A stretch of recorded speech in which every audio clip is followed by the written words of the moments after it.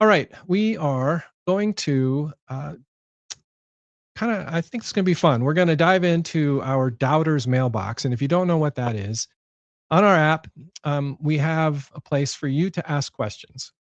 No questions bad, no questions weird, no question is out of bounds. They're just a place for you to have conversation. And that's what we plan to do. And our goal is to be able to do this, be able to answer those questions.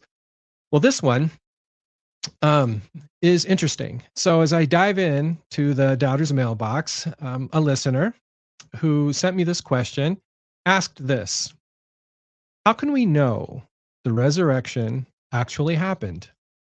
I've done so much research and am trying to convince myself. I just can't seem to fully get there.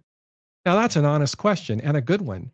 And the person who's asking isn't mocking Christianity or trying to prove that faith is foolish. They want to believe. They've done the research, they've considered the arguments, and still can't get all the way there. Well, maybe those of you listening understand that. You may believe in Jesus and still have days when you wonder if any of this really happened. You may have grown up in the church where questions were maybe discouraged, where doubt meant that your faith was weak. And if you were a good Christian, you accepted what you were told and didn't ask too many questions. That approach really doesn't work for many people anymore, including myself. And I don't think it should. So, question: did Jesus actually rise from the dead? Can we trust the gospel accounts? Were they written too long after the events? Were the disciples so overwhelmed by grief that they convinced themselves they had seen Jesus? Is the resurrection simply a powerful metaphor Christians created to keep his message alive? Now, those are reasonable questions. Those are actually classic questions that many people have asked, and they're good questions. And I think it's important that we understand that those questions, they deserve to be considered. And God's not afraid of them. And I don't know what that means to anybody, that God doesn't get offended when we ask questions. God isn't offended when we get mad at him.